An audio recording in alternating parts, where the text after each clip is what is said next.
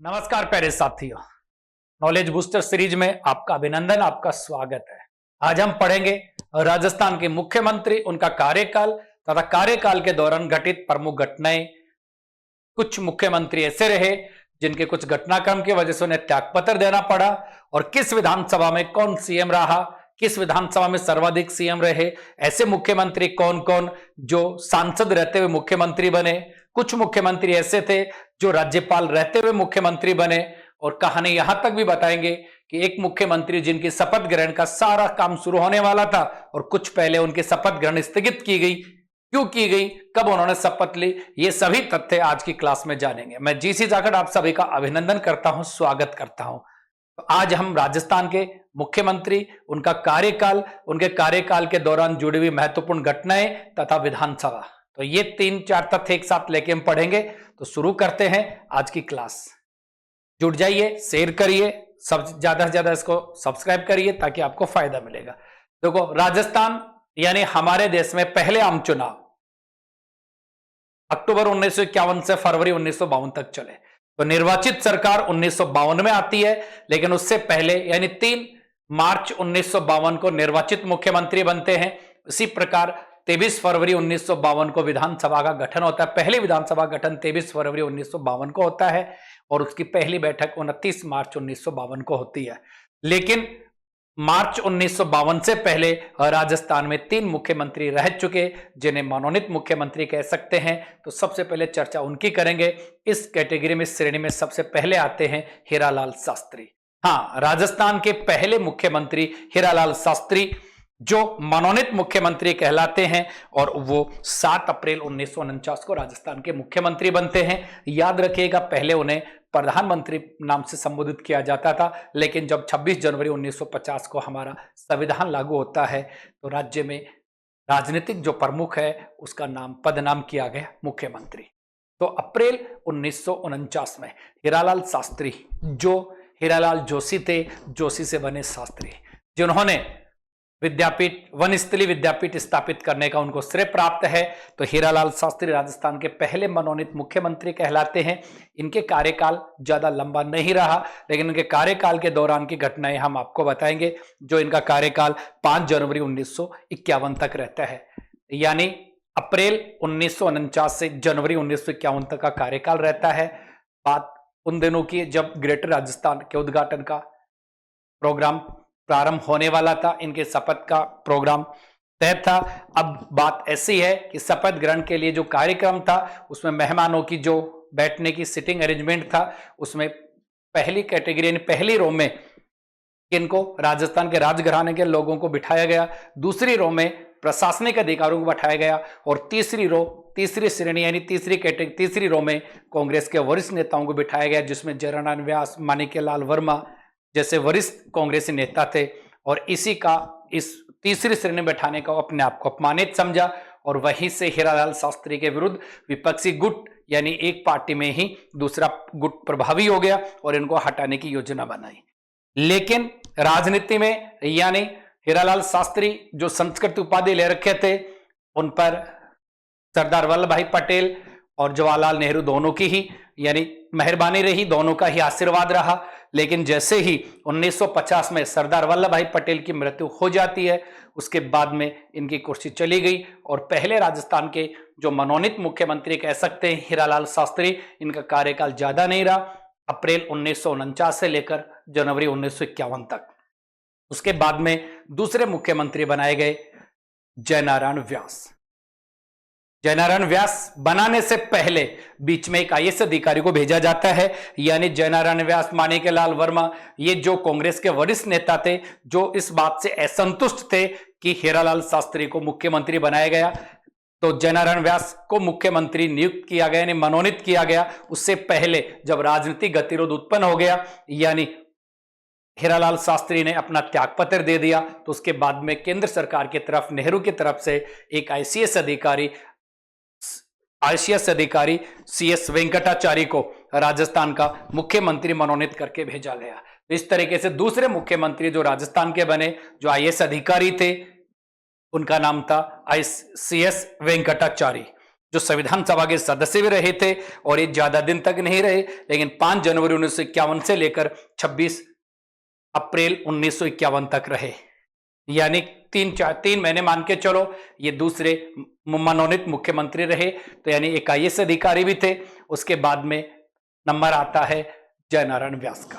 जयनारायण व्यास राजस्थान के तीसरे मनोनीत मुख्यमंत्री, यानी आम चुनाव से पहले की बात है, जो 26 अप्रैल 1951 को बने। 26 अप्रैल 1951 को बने और इनका कार्यकाल 3 मार्च 1952 तक रहता है। अब इनके रहते हुए पहले आम चुनाव संचालित हुए।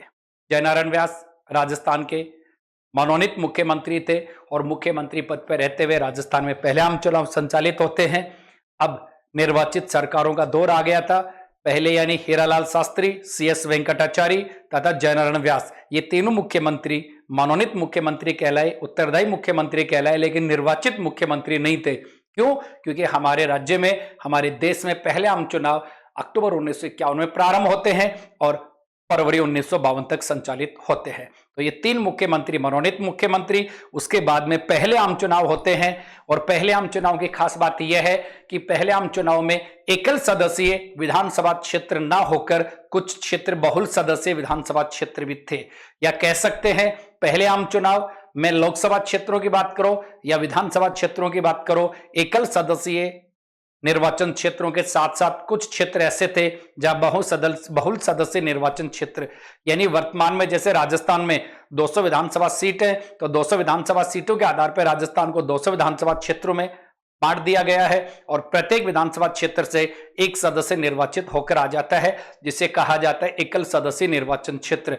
लेकिन 1962 से पहले हमारे देश में, हमारे राज्य में बहुल सदस्य निर्वाचन क्षेत्र भी हुआ करता था। लेकिन 1962 में परिसीमन आयोग, परिसीमन कानून के तहत सभी निर्वाचन क्षेत्रों को एकल सदस्य बनाया गया।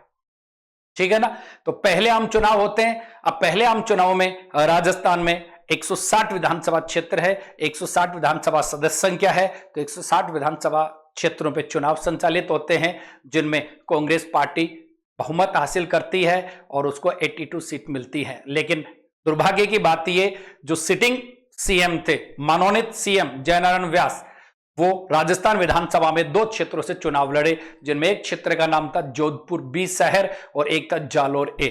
यानी एक विधानसभा, एक विधायक है, एक सदस्य है, वो एक से अधिक विधानसभा क्षेत्रों से या एक से अधिक लोकसभा क्षेत्रों से चुनाव लड़ सकते हैं। इसी तरीके से जयनारायण व्यास हैं, वो 2 क्षेत्रों से चुनाव जीते। मारवाड़ में एक तो जोधपुर शहर B और दूसरा क्षेत्र जालोर A। और दोनों सीटों में इनके विपक्ष में राम राज्य परिषद के सदस्य जोधपुर से हनुमंत सिंह थे और जालोर से माधो सिंह, जो कि एक जमींदार थे। और दुर्भाग्य से दोनों ही सीट जयनारायण व्यास हार जाते हैं, तो उनके पहले निर्वाचित मुख्यमंत्री बनने की हसरत खत्म हो जाती है। जब सिटिंग मनोनीत मुख्यमंत्री जयनारायण व्यास थे, उस समय उन्होंने अपने कार्यकाल में डिप्टी CM बनाया, जो थे टीकाराम पालीवाल। और जब दोनों क्षेत्रों से चुनाव हार जाते हैं, तो उसके बाद में पहली निर्वाचित सरकार बनती है राजस्थान में। पहली निर्वाचित विधानसभा का गठन 23 फरवरी 1922 को होता है और पहली विधानसभा की पहली बैठक 29 मार्च 1952 को होती है। और राजस्थान के पहले निर्वाचित मुख्यमंत्री बनते हैं टीकाराम पालीवाल, जो 3 मार्च 1952 को शपथ लेते हैं। 3 मार्च 1952 को टीकाराम पालीवाल राजस्थान के पहले निर्वाचित मुख्यमंत्री बने, क्योंकि जो मुख्यमंत्री सिटिंग CM थे जयनारायण व्यास, वो 2 विधानसभा क्षेत्र से चुनाव हार चुके थे, इसलिए वो CM नहीं बने। लेकिन उनके मन की हसरत अभी बाकी थी, CM बनने की हसरत अभी थी, लेकिन चुनाव नहीं जीत पाए थे। इसलिए उसके बाद में वो किशनगढ़ में उपचुनाव हुए और किशनगढ़ उपचुनाव में चुनाव जीतकर वो विधानसभा के सदस्य बनते हैं। और उसके बाद में टीकाराम पालीवाल को पद से हटाकर वो खुद पद पे आते हैं। यानी पहले निर्वाचित मुख्यमंत्री टीकाराम पालीवाल, जो 3 मार्च 1952 को बनते हैं, लेकिन उनका कार्यकाल ज्यादा नहीं रहा और वो कार्यकाल 31 अक्टूबर 1952 तक रहे।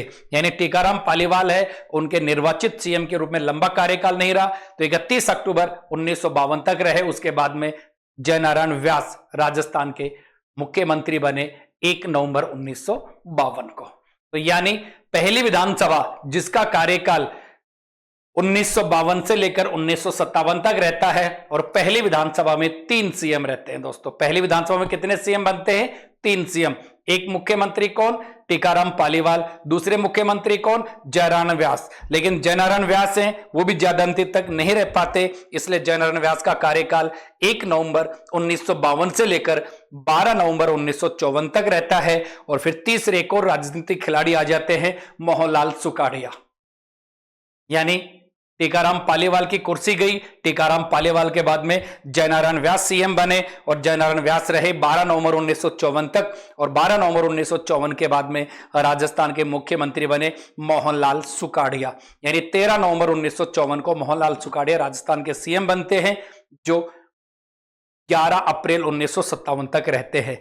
तो यानी पहले विधानसभा का कार्यकाल 1952 से 1957 रहता है और पहली विधानसभा के कार्यकाल में 3 सीएम रहते हैं, टीकाराम पालीवाल, जयनारायण व्यास और मोहनलाल सुखाड़िया। अब यहां थोड़े से तथ्य एक्स्ट्रा बताता हूं। राजस्थान के 3 मनोनीत सीएम, हीरालाल शास्त्री, सीएस वेंकटाचारी और जयनारायण व्यास, और तीनों ही व्यक्ति राजस्थान से संविधान सभा के सदस्य रहे। हीरालाल शास्त्री संविधान सभा के सदस्य रहे और संविधान सभा में सभी नागरिकों के लिए समान अधिकार का मुद्दा उठाया, जो जयपुर से प्रतिनिधित्व करते थे। तो तीनों ही मनोनीत मुख्यमंत्री जो निर्वाचित सरकार से पहले बनते हैं, तीनों राजस्थान से संविधान सभा के सदस्य रहते हैं।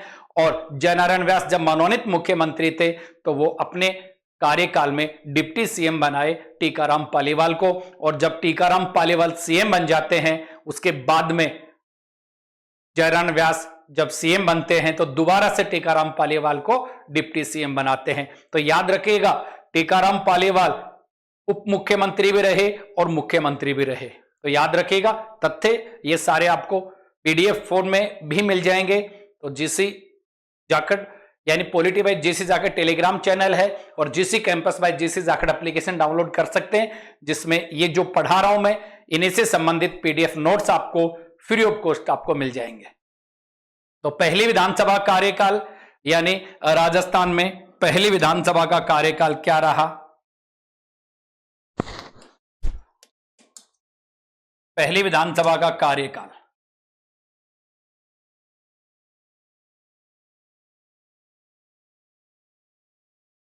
और कार्यकाल के साथ सीएम।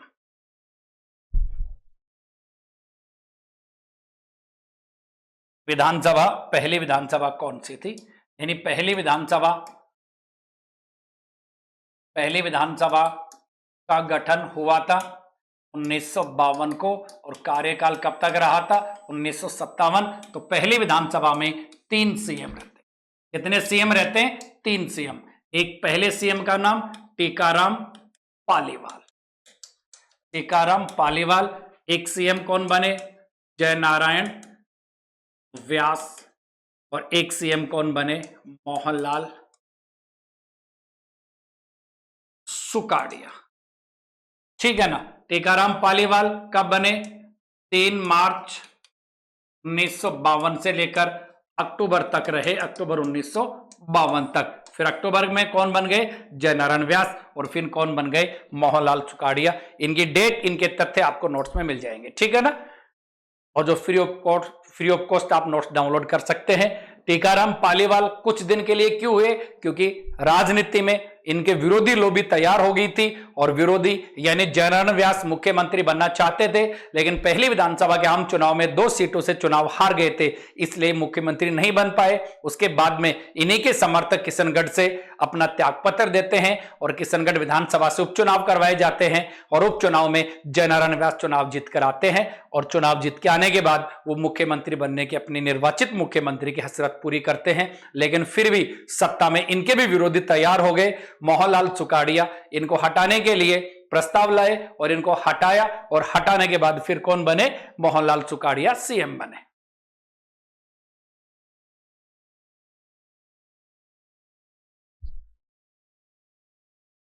इस तरीके से राजस्थान के तीसरे मुख्यमंत्री यानी मोहनलाल सुखाड़िया, पहली विधानसभा में तीसरे मुख्यमंत्री कौन बने? मोहनलाल सुखाड़िया। क्या है कि जयनारायण व्यास जब सीएम थे, जिन्होंने टीकाराम पालीवाल को रिप्लेस किया, यानी टीकाराम पालीवाल की जगह सीएम ने जयनारायण व्यास। तो अब जयनारायण व्यास को भी क्यों 2 साल में ही हटना पड़ा? क्योंकि जयनारायण व्यास के साथ जो थे वो ही बगावत, इन विधायक दल में बगावत हो गई और विधायक दल में 2 धड़े हो गए, एक जयनारायण व्यास की तरफ, एक मोहनलाल सुखाड़िया की तरफ। और मोहनलाल सुखाड़िया विधायक दल का नेता चुने गए और विधायक दल का नेता चुनने के बाद जाहिर सी बात है, जिनको विधायक दल का नेता चुना जाएगा, जिनको बहुमत होगा, विधायकों का समर्थन होगा, वो ही सीएम बनेंगे। तो इस तरीके से मोहनलाल सुखाड़िया जयनारायण व्यास को हराकर, विधायक दल में हराकर वो राजस्थान के तीसरे सीएम बन गए। तो पहली विधानसभा में 3 सीएम। अब मोहनलाल सुखाड़िया सीएम बने, जो लगातार 17 साल तक सीएम बनने वाले मुख्यमंत्री का को श्रेय प्राप्त है। तो पहली विधानसभा में बने, फिर दूसरी विधानसभा यानी 1957 में चुनाव होते हैं। पहले विधानसभा के 1952 से 1957 तक कार्यकाल रहता है। 1957 से 1962 तक दूसरी विधानसभा थी। 1962 से 1967 तक तीसरी विधानसभा थी। तो पहली विधानसभा में मोहनलाल सुखाड़िया सीएम रहे, दूसरी विधानसभा में मोहनलाल सुखाड़िया सीएम रहे और तीसरी विधानसभा में मोहनलाल सुखाड़िया रहे। यानी पहले मोहनलाल सुखाड़िया कार्यकाल कब से कब रहा? 13 नवंबर 1954 से 11 अप्रैल 1957 तक इन पहली विधानसभा रही है जिसमें कार्यकाल रहा। दूसरी विधानसभा में इनका कार्यकाल 11 अप्रैल 1957 से 11 मार्च 1962 तक, 57 से 62 तक दूसरी विधानसभा रही, उसमें इनका कार्यकाल रहा। अब तीसरी विधानसभा 1962 से 67 तक, तो तीसरा कार्यकाल इनका रहा 12 मार्च 1962 से लेकर 13 मार्च 1967 तक। तो 3 कार्यकाल पूरे हो गए। अब चौथे आम चुनाव होते हैं 1967 में। अब चौथे आम चुनाव की कहानी आपको एक वैसे बता दूं, हमारे देश में पहले 3 आम चुनाव 1952 के, 1957 के और 1962 के 3 आम चुनाव में केंद्र में और राज्यों में सब जगह कांग्रेस का शासन था। लेकिन चौथे आम चुनाव आते आते क्षेत्रों में क्षेत्रीय दलों का उदय हो गया था और कुछ राज्य ऐसे थे जहां कांग्रेस को स्पष्ट बहुमत नहीं मिल पाया था। तो चौथे आम चुनाव में राजस्थान में भी हालत ये रही कि स्पष्ट रूप से बहुमत हासिल नहीं हो पाया। चौथे आम चुनाव से पहले की राजनीति के बारे में एक दल प्रभुत्व की राजनीति मानी जाती है। एक दल प्रभुत्व कांग्रेस का जो शासन रहा उसे रजनी कोठारी कांग्रेस प्रणाली कहते हैं। तो एक ही पार्टी का प्रभुत्व केंद्र में और राज्य में रहा। यद्यपि केंद्र में सीपीआई दूसरी बड़ी दल पहली लोकसभा में ही आ गई थी, लेकिन राजस्थान में पहली विधानसभा की संख्या 160 थी, फिर दूसरी विधानसभा की संख्या कितनी होती है? 176 होती है, तीसरी की भी 176 रहती है, चौथी विधानसभा की संख्या 184 थी और पांचवी विधानसभा की संख्या भी 184 थी। अब 184 में बहुमत हासिल करने के लिए आधे से अधिक सदस्यों का बहुमत होना जरूरी है। तो विधानसभा के 184 सीटों पे से किसी एक दल को स्पष्ट बहुमत नहीं मिला, तो फिर वही बात है ना, जोड़ तोड़ शुरू होगा। और जोड़ तोड़ शुरू हुआ। विपक्ष में जनसंघ भी था जिसके भैरव सिंह शेखावत, इसके अलावा स्वतंत्र पार्टी भी थी, राम राज्य परिषद जो पहले आम चुनाव में जयनारायण व्यास को 2 सीटों से चुनाव हरवाई थी, राम राज्य परिषद जिसमें रजवाड़ों का प्रभुत्व था। तो इस तरीके से चौथे आम चुनाव में क्षेत्रीय दलों का उदय होता है।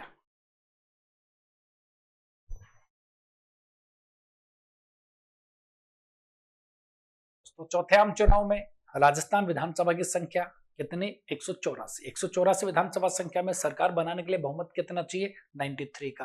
तो किसी भी दल को 93 सीटें नहीं मिली कि एक दल बहुमत हासिल कर पाए, एक दल सरकार बना सके। तो कांग्रेस सबसे बड़ा दल था जिसको 88 सीटें मिली थी, लेकिन उसको बहुमत का आंकड़ा छूने के लिए अभी विधायकों की सपोर्ट की जरूरत थी। दूसरी तरफ एक तरफ स्वतंत्र पार्टी जो काफी मजबूत स्थिति में आ चुकी थी, जिन्हें रजवाड़ों का सपोर्ट था, और स्वतंत्र पार्टी को 48 थी। जनसंघ था जिसके पास 22 सीटें थी। इस तरीके से जनसंघ, स्वतंत्र पार्टी और सोशलिस्ट पार्टी तथा निर्दलीय मिलके ये अलग गुट था। और कांग्रेस जो सबसे बड़ा दल था, तो उस समय राजस्थान के राज्यपाल संपूर्णानंद थे। संपूर्णानंद ने सबसे बड़े दल को सरकार का न्योता दिया।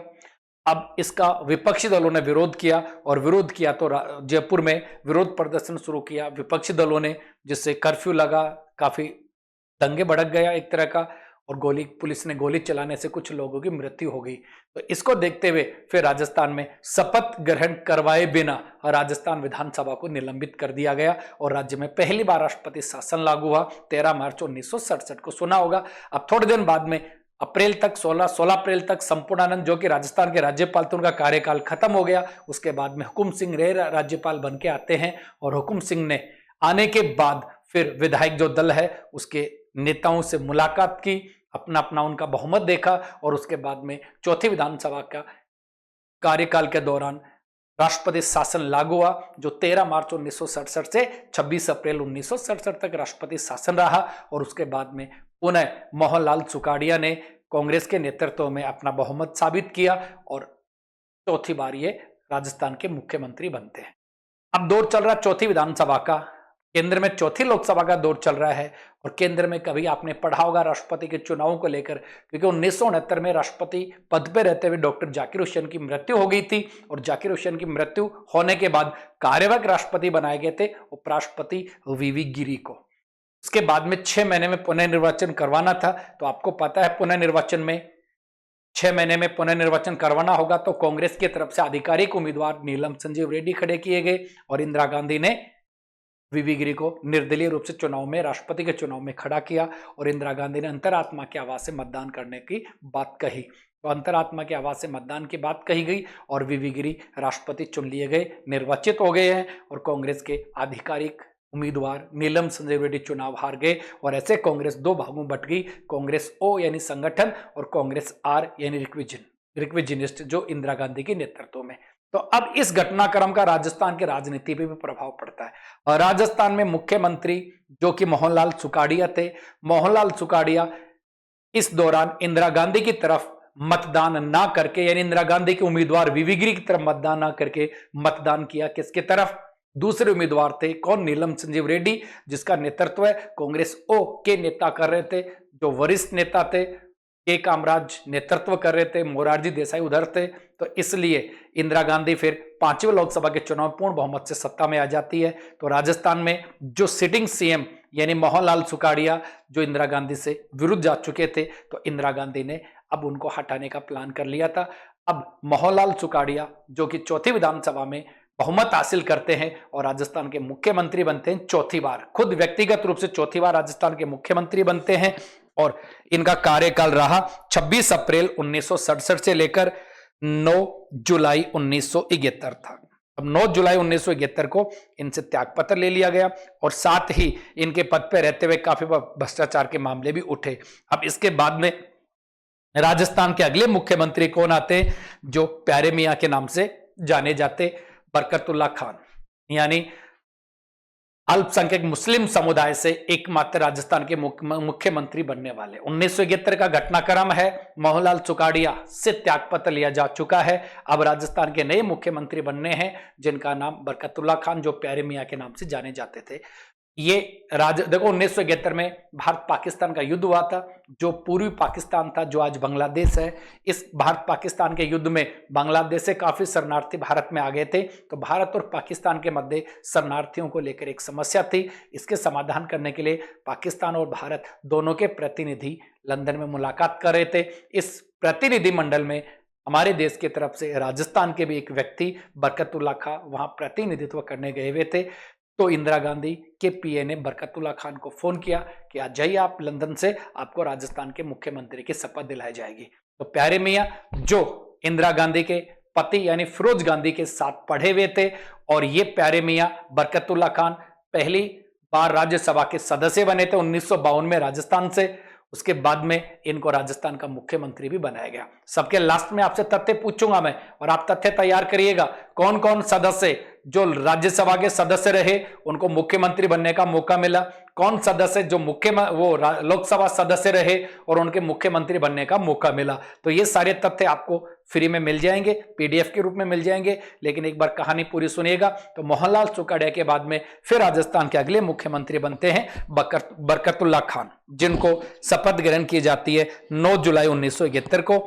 लेकिन ये ज्यादा दिन तक नहीं रह पाए और इनका कार्यकाल 11 अक्टूबर 1973 तक रहता है और इनके हृदय गति यानी हार्ट अटैक से इनकी मृत्यु हो जाती है। और उसके बाद में राजस्थान के राजनीति में हरिदेव जोशी की कहानी शुरू होती है। तो यानी अभी तक जो मुख्यमंत्री की चर्चा की है, सबसे पहले निर्वाचित मुख्यमंत्री टीकाराम पालीवाल, ऐसे मुख्यमंत्री जो डिप्टी सीएम भी रहे और मुख्यमंत्री पे भी रहे, ठीक है ना।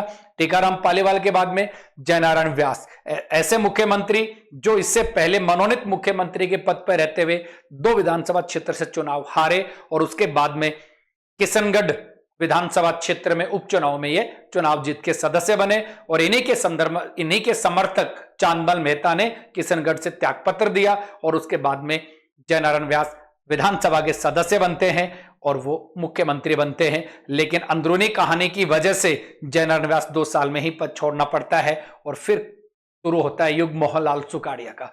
तो पहली विधानसभा में 3 मुख्यमंत्री, दूसरी विधानसभा में 1 मुख्यमंत्री, तीसरी विधानसभा में 1 मुख्यमंत्री, चौथी विधानसभा में 1 से ज्यादा मुख्यमंत्री। लिस्ट आप बनाइएगा, लास्ट में मैं आपको भी बना के दूंगा और आप खुद भी बनाइएगा। इन तथ्यों से आपके एग्जाम में बहुत से क्वेश्चन मिलेंगे।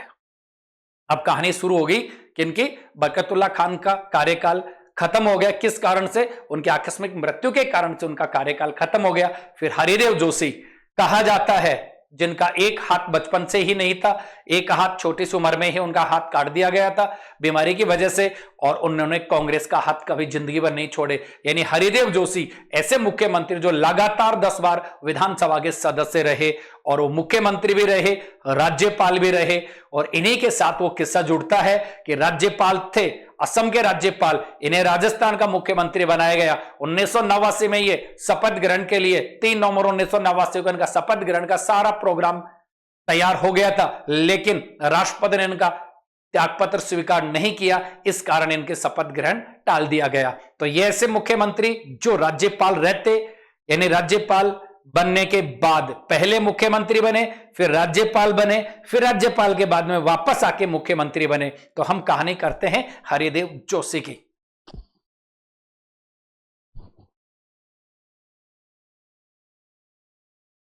राजस्थान के एकमात्र अल्पसंख्यक मुख्यमंत्री जो हमने पढ़ा कौन थे?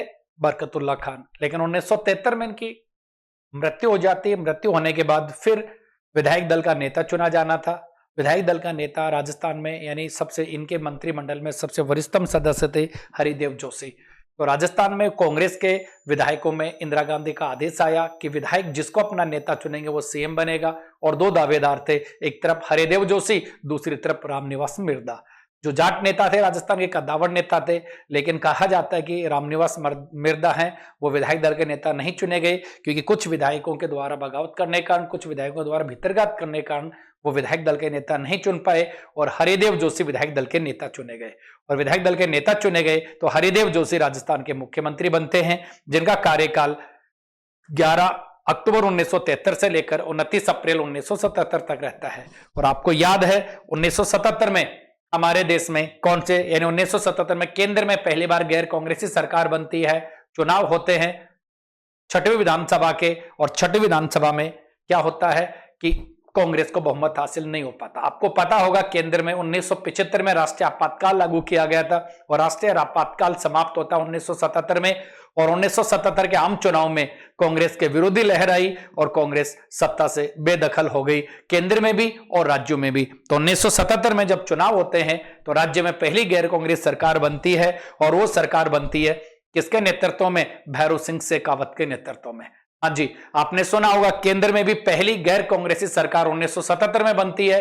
वहां पीएम बनते हैं मोरारजी देसाई, और मोरारजी देसाई एक गठबंधन का नेतृत्व करते हैं। गठबंधन जनता पार्टी का था, लेकिन जनता पार्टी में 5 दलों की मिलीजुली सरकार थी। पहला एक दल था जिसका नाम था कांग्रेस ओ, एक दल का नाम था भारतीय जनसंघ, एक दल का नाम था लोकदल, एक दल का नाम था कांग्रेस फॉर डेमोक्रेसी, और एक था सोशलिस्ट पार्टी। इन 5 दलों ने मिलकर क्या बनाया? जनता पार्टी, और उसके नेतृत्व में केंद्र में सरकार बनी।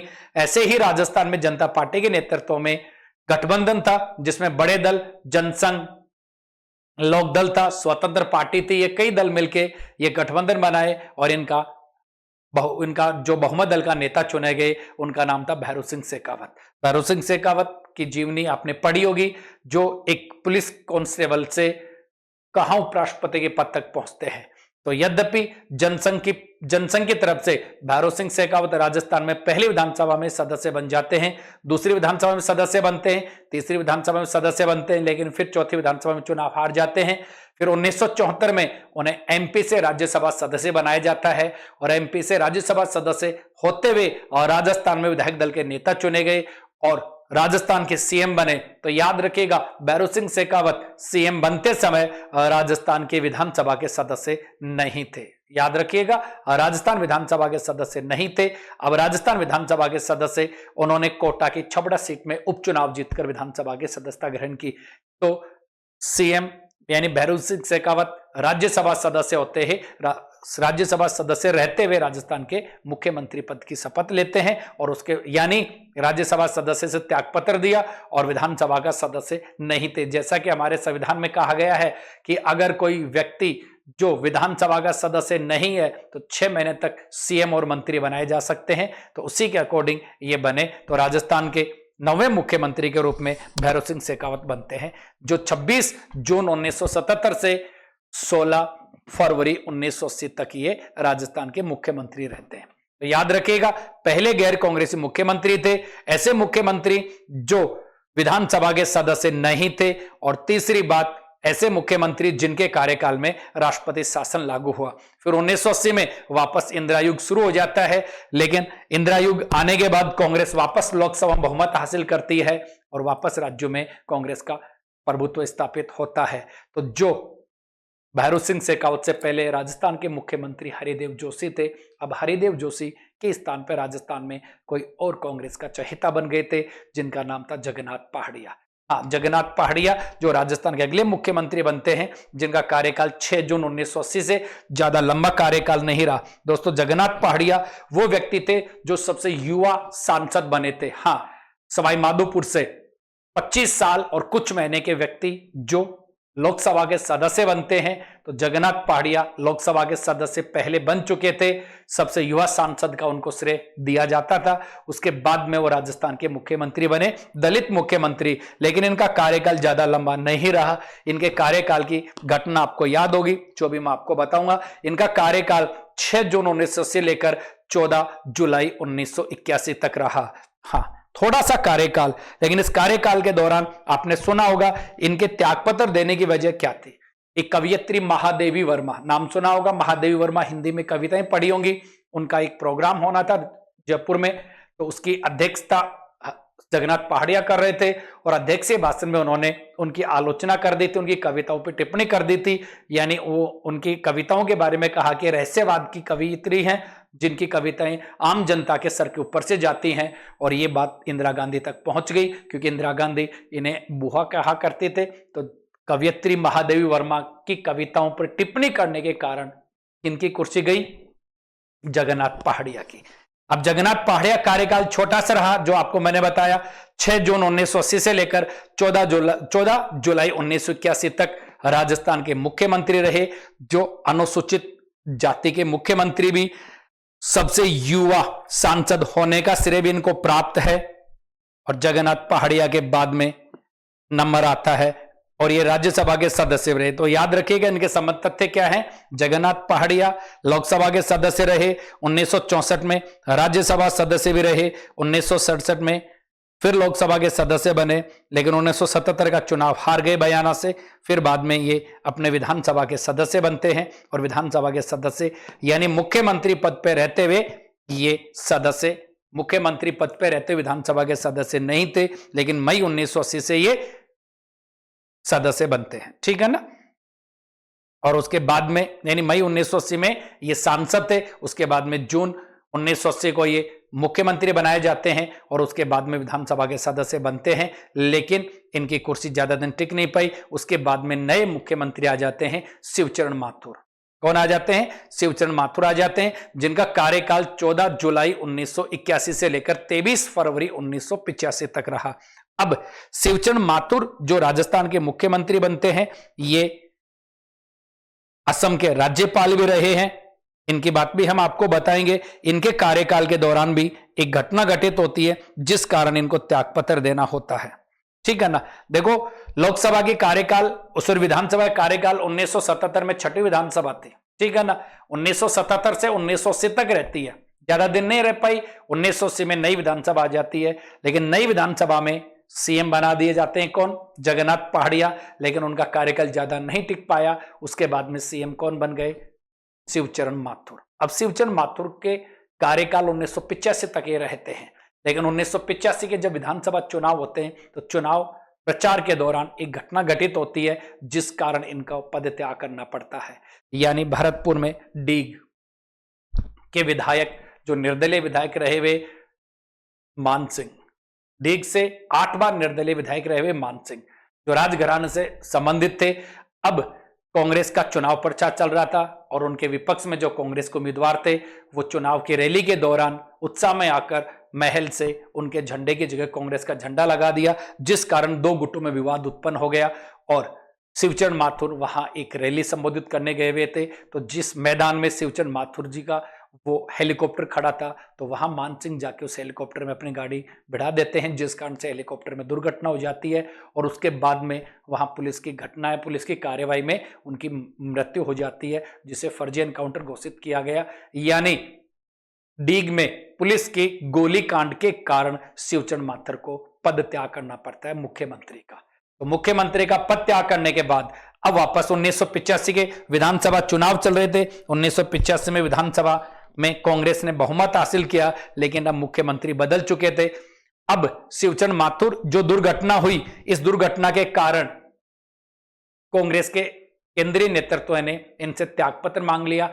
फिर एक थोड़े से कार्यकाल के लिए मुख्यमंत्री आए हीरालाल देवपुरा। हीरालाल देवपुरा ओनली 16 दिन के मुख्यमंत्री रहे। तो गोलीकांड के कारण कांग्रेस आलाकमान नाराज हो गए, क्योंकि भरतपुर क्षेत्र में जाट वोट बैंक कांग्रेस से छिन रहा था, कांग्रेस से दूर जा रहा था। इसलिए मुख्यमंत्री से नैतिकता के तौर पर त्यागपत्र मांगा गया ताकि वोट बैंक कांग्रेस के साथ जुड़ा रहे। और फिर 16 दिन के लिए हीरालाल देवपुरा को मुख्यमंत्री बनाया गया। यानी नई विधानसभा के चुनाव का रिजल्ट आने से पहले ही 16 दिन के लिए हीरालाल देवपुरा क्या रहे? मुख्यमंत्री रहे। फिर विधानसभा का नतीजा आए, विधानसभा नतीजे आए तो कांग्रेस ने बहुमत हासिल किया और कांग्रेस बहुमत हासिल करने के बाद अपने बहुमत दल के नेता चुने गए और दोबारा से यानी हीरालाल देवपुरा के मुख्यमंत्री कार्यकाल 23 फरवरी 1985 से रहकर 10 मार्च 1985 तक रहा। 16 दिन के मुख्यमंत्री रहे। इसके बाद में वापसी हो जाती है हरिदेव जोशी की, लेकिन हरिदेव जोशी ज्यादा दिन नहीं रह पाते हैं। हरिदेव जोशी दोबारा से मुख्यमंत्री बनते हैं राजस्थान के 10 मार्च 1985 को और इनका कार्यकाल रहता है 20 जनवरी 1988 को।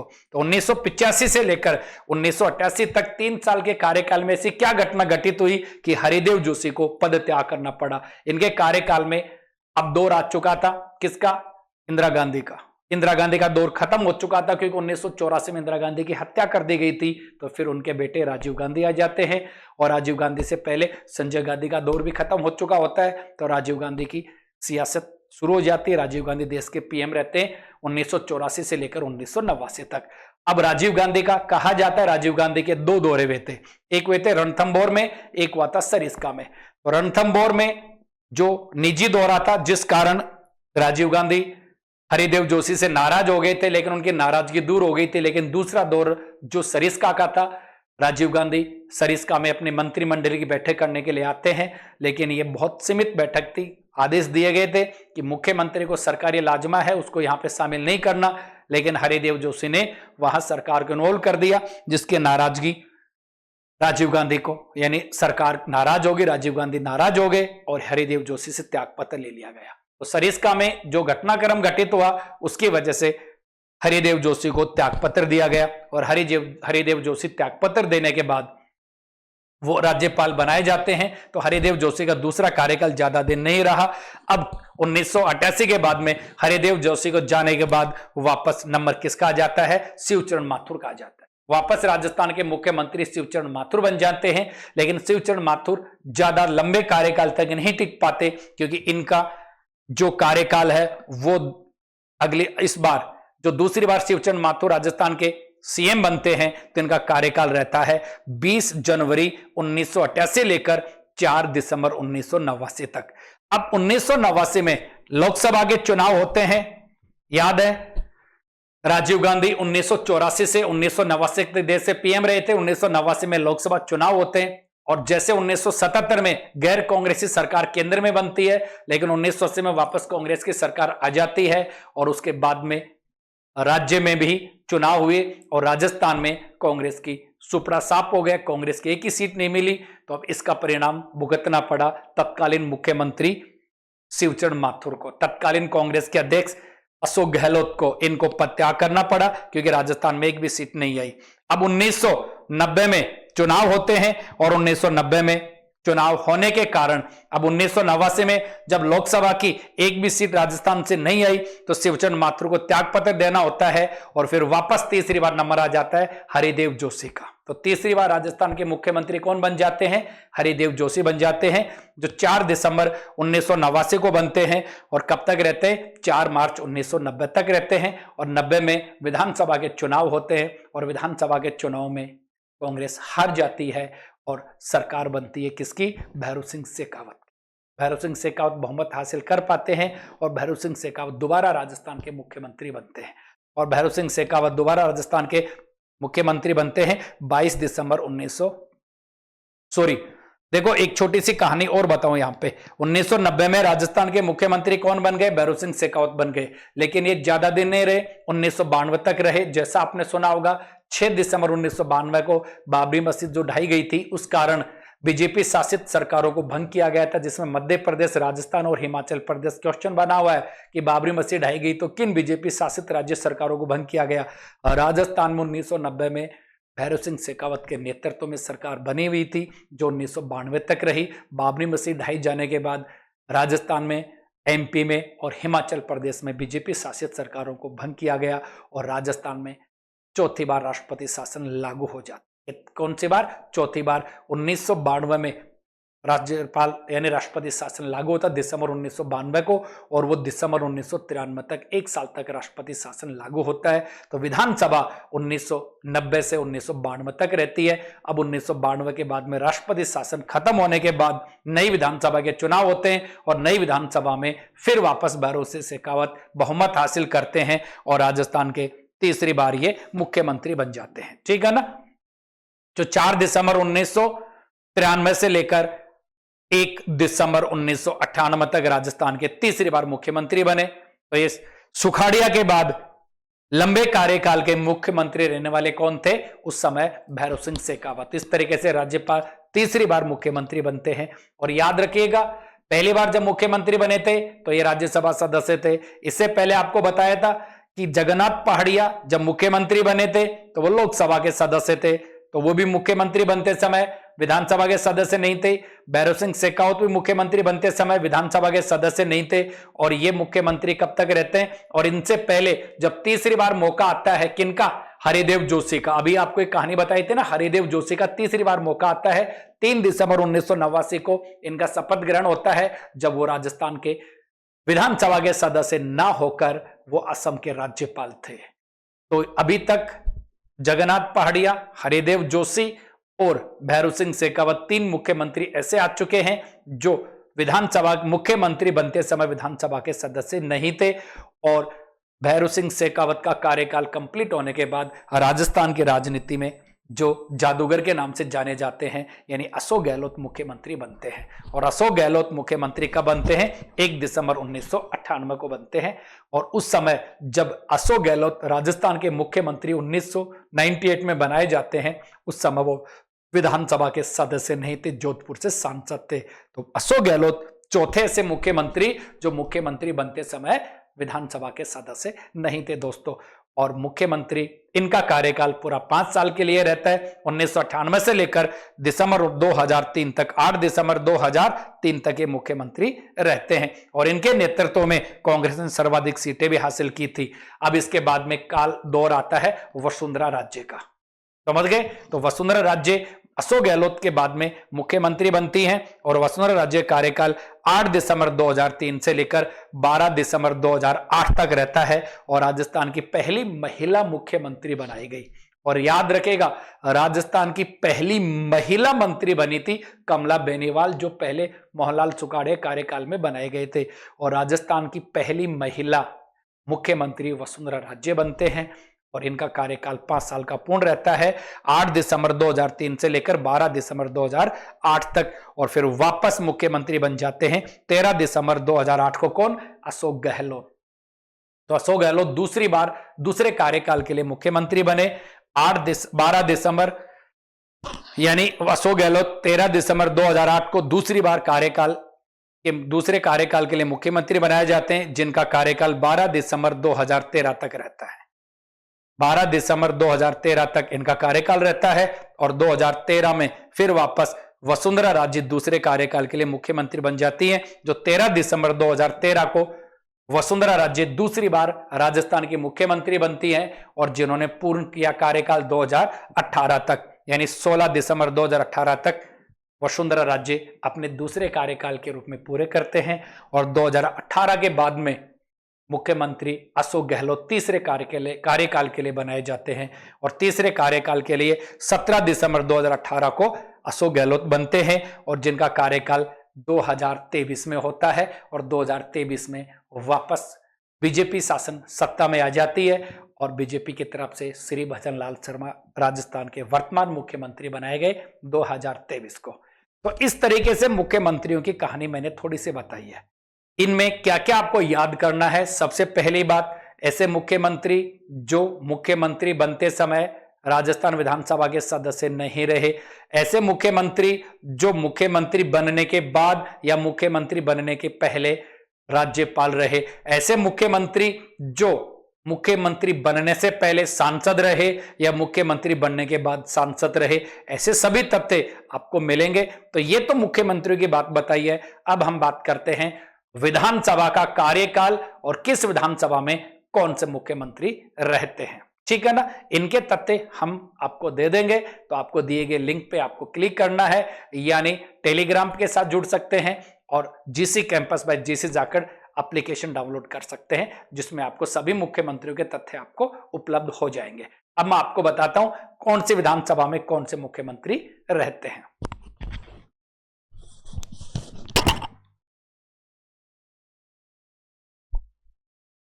तो हम देख रहे हैं राजस्थान की विधानसभा और किस विधानसभा में कौन सीएम रहे। राजस्थान की विधानसभाओं का कार्यकाल भी हम पढ़ेंगे और कार्यकाल के साथ किस विधानसभा में कौन सा रहा। देखो, राजस्थान की पहली विधानसभा यानी विधानसभा और विधानसभा के दौरान सीएम। देखो, आपको पूरा एक चार्ट दूंगा जिसमें किस विधानसभा में किस दल की कितने सीटें, सीएम कौन, विपक्ष का नेता कौन, विधानसभा अध्यक्ष कौन, इसका चार्ट भी आपको पीडीएफ में मिल जाएगा। और पीडीएफ में कहां मिलेगा? जो आपको मैंने बता दिया। देखो, पहली विधानसभा है जिसका कार्यकाल कब रहता है। पहली विधानसभा की पहली बैठक यानी शपथ लेते हैं 29 मार्च 1952। तो पहली विधानसभा कार्यकाल कब से कब रहता है? 29 मार्च 1952 से लेकर मार्च 1957 तक रहेगा। यानी पहली विधानसभा 5 साल का कार्यकाल कब से कब रहेगा? तो 23 मार्च 1957 तक रहा। ठीक है ना? इसका कार्यकाल 23 मार्च 1957 रहा। इस विधानसभा में आपको पता है राजस्थान में 3 मुख्यमंत्री बनते हैं। पहले तो कौन थे? निर्वाचित टीकाराम पालीवाल, जिनका कार्यकाल मैंने आपको बताया। फिर कौन बने? जय नारायण व्यास। और फिर कौन बने? मोहनलाल सुकाड़िया। याद रखिएगा, पहली विधानसभा में 3 मुख्यमंत्री रहे। इन मुख्यमंत्री कहानी में आपको बता चुका हूं, तो इसमें वो कोई बात नहीं है। अब दूसरी विधानसभा मुख्यमंत्री कहानी अभी आपने पढ़ी है, तो दूसरी विधानसभा कार्यकाल होता है 24 अप्रैल से लेकर 1 मार्च 1962। यानी दूसरी विधानसभा है। पहली विधानसभा, दूसरी विधानसभा का कार्यकाल कब रहता है? 24 अप्रैल 1957 से लेकर कब तक रहेगा? मार्च 1900, यानी 5 साल का, मार्च 1962 तक रहेगा। 1 मार्च 1962 तक रहता है। ठीक है ना? और एक कार्यकाल आपको विधानसभा की वेबसाइट पे मिल जाएगा। अब इस विधानसभा के दौरान सीएम कौन रहे थे? सीएम एक ही थे, मोहनलाल सुकाड़िया, ठीक है ना। फिर तीसरी विधानसभा कब बनती है? तीसरी विधानसभा में इसका कार्यकाल हो जाता है मार्च 1962 से लेकर 1967 तक। अब तीसरी विधानसभा में भी सीएम कौन बनते हैं? मोहनलाल सुकाड़िया बनते हैं। मोहनलाल सुकाड़िया तीसरी विधानसभा के सीएम रहते। तो पेन कॉपी साथ में है तो लिख लीजिएगा, अदरवाइज कोई बात नहीं है, याद भी रख लेना आपको। तो आगे चलते हैं, यानी फरवरी 1967 तक। फिर आपको पता है चौथी विधानसभा, तीसरी विधानसभा 1967 तक रहती है। फिर चौथी विधानसभा कब रहती है? 1967 से 1972 तक रहती, समझ गए ना। और चौथी विधानसभा में सीएम, पहले तो सीएम कौन थे? मोहनलाल सुकाड़िया। कौन सीएम? मोहनलाल सुकाड़िया, जो कब तक रहते हैं? 1971 तक रहते हैं। 71 के बाद में सीएम कौन आ गए? बरकतुल्ला खान। आए कि नहीं आए? और ये कब से कब तक? 1971 से 73 तक रहते हैं। तो ये 1972 तक ही चौथी विधानसभा कार्यकाल रहता है, लेकिन बरकतुल्ला खान और मोहनलाल सुकाड़िया दो चौथी विधानसभा में सदस्य, यानी दो मुख्यमंत्री इसमें रहते हैं, ठीक है ना। अब पांचवी विधानसभा कब से कब? 72 से 70 तक रहेगी पांचवी विधानसभा। पांचवी विधानसभा कब से कब रहेगी? मोटा मोटा बता रहा हूं, 1972 से मार्च 1970 तक रही, ठीक है ना। और इनके एग्जैक्ट कार्यकाल के लिए मैं आपको वो अभी पीडीएफ दे ही दूंगा, बताए आपको मिल जाएगा। इसमें पहले तो कौन सीएम थे? पहले तो रहे बरकतुल्ला खान, रहे कि नहीं रहे? 1973 तक। फिर इनकी मृत्यु हो जाने के बाद कौन आ गए? हरिदेव जोशी। आए कि नहीं आए? ठीक है ना। तो इनके बाद में कौन आ गए? हरिदेव जोशी आ गए। हरिदेव जोशी कब तक रहते हैं? आपको पता है ना, 77 तक हरिदेव जोशी रहते हैं। फिर अगली विधानसभा कौन सी आ गई? छठवीं विधानसभा आ गई। इनके तथ्य आपको मिल जाएंगे। छठी विधानसभा 1977 से 1980 तक रहती है। और इसकी काम की बात यह है कि पहली बार मध्यावधि चुनाव छठी विधानसभा में होते हैं, और इसमें सीएम एक ही रहे थे। कौन? भैरू सिंह शेखावत, जिन्हें बाबूसा कहा जाता है, भैरू सिंह शेखावत, ये सीएम रहते हैं छठी विधानसभा में। अब आगे चलते हैं सातवीं विधानसभा। सातवीं विधानसभा है जिसका कार्यकाल कब से कब रहता है? 80 से 85 रहता है। 1980 से 1985 रहता है। अब इसमें आपको पता है ना, सीएम वापस कौन आ गए थे? भैरू सिंह शेखावत को जाने के बाद सीएम आ गए पहले कौन? जगन्नाथ पहाड़िया। कौन आ गए? जगन्नाथ पहाड़िया आ गए। अभी बताया था आपको, पहले सीएम बनते कौन? जगन्नाथ पहाड़िया। ये कब तक रहे थे? 1980 से 81 रहे। फिर आपको बताया था महादेव वर्मा की कविताओं पर टिप्पणी करने का इनका त्यागपत्र चला गया। फिर इसके बाद में कौन आ जाते हैं? शिवचरण माथुर। शिवचरण माथुर आते कि नहीं आते? और इनका कार्यकाल आपको बताया था कितना क्या हो गया था? शिवचरण माथुर आ जाते हैं। और माथुर 1980 से कब तक रहे थे? 85 तक। लेकिन इसी विधानसभा में थोड़े दिन के लिए किसको बना दिया? हीरालाल देवपुरा को। बनाया कि नहीं बनाया?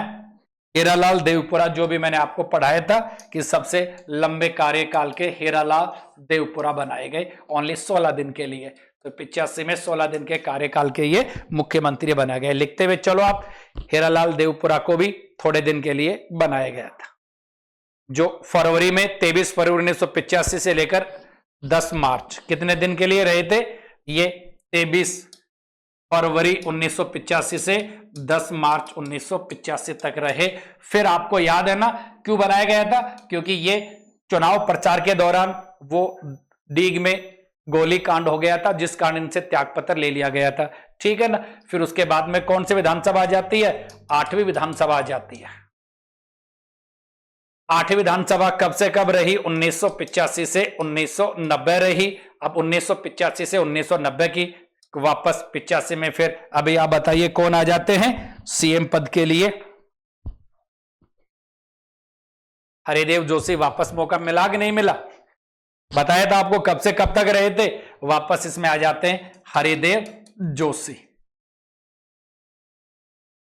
जो 1985 से कब तक रहते हैं? 1988 तक रहते हैं। फिर वापस किसका दौर आ गया? शिवचरण माथुर का दौर आ गया। आया कि नहीं आया? फिर 88 से 89 थोड़े दिन रहते हैं ये। 88 से 89 क्यों त्यागपत्र देना पड़ता है? 89 में लोकसभा चुनाव में कांग्रेस की सीट कम आने के कारण। और उसके बाद में वापस कौन आ जाते हैं? हरिदेव जोशी। वापस कौन बन जाते हैं? 1989 से 90 तक रहते हैं। आपको बताया था 1989 में वापस हरिदेव जोशी जब सीएम बनाए जाते हैं तो असम के राज्यपाल होते हैं। 3 दिसंबर 1989 को शपथ ग्रहण का प्रोग्राम तय रहता है, लेकिन इनका त्यागपत्र राष्ट्रपति स्वीकार नहीं कर पाते, इसलिए शपथ का प्रोग्राम वो कैंसिल किया जाता है और 4 दिसंबर को वो शपथ लेते हैं। तो ये कौन सी लोकसभा विधानसभा हो गई? 8वीं विधानसभा में भी कितने सीएम रह लिए? 3 सीएम रह लिए, हरिदेव जोशी, शिवचरण माथुर और दोबारा से हरिदेव जोशी। अब 9वीं विधानसभा है, जो 9वीं विधानसभा 1990 तक का, 1990 से लेकर 1992 तक रहेगी। कारण आपको बता ही दिया, 1992 में बाबरी मस्जिद ढाई गई, तो बाबरी मस्जिद ढाई जाने के कारण क्या किया गया? इनका यानी इसको कार्यकाल पूर्ण होने से पहले ही भंग कर दिया गया। समझ गए ना? और कार्यकाल यानी ये 2 मार्च 1990 को बनती है और 15 दिसंबर 1992 तक रहती है। ये 9वीं विधानसभा कब से कब बनती है? 2 मार्च से लेकर 15 दिसंबर 1992 तक रहती है 9वीं विधानसभा। और इसमें सीएम एक ही रहते हैं, भैरों सिंह शेखावत। कौन रहते हैं? भैरों सिंह शेखावत रहते हैं, जो बीजेपी के थे। क्योंकि जो जनसंघ था, जो जनसंघ के पहली बार ये विधायक बनते हैं 1952 पहली विधानसभा में, तो भारतीय जनसंघ जनता पार्टी में शामिल हो जाता है 1977 में, और जनता पार्टी से फिर 1980 में बीजेपी के रूप में निकलता है। समझ में आ गई ना बात? और बीजेपी के नेतृत्व में ये सीट लेते हैं और ये सरकार बनाते हैं भैरों सिंह शेखावत। और फिर राष्ट्रपति शासन लागू हो जाता है 15 दिसंबर को, और जो दिसंबर 1993 तक रहता है। फिर आ जाती है 10वीं, जो 4 दिसंबर। अगली कौन सी विधानसभा आएगी? 10वीं आएगी। 10वीं विधानसभा जो 4 दिसंबर 1993 को बनेगी और कब तक रहेगी?